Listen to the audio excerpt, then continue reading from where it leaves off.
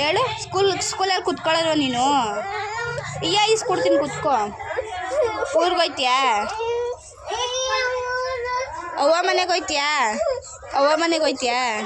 ಹೋಯ್ತೀಯಾ ಅವ್ವ ಮನೆಗೆ? ಇನ್ಮೇಲೆ ಯಾವತ್ತೂ ಸ್ಕೂಲ್ಗೆ ಹೋಗಲ್ಲ ನೀನು?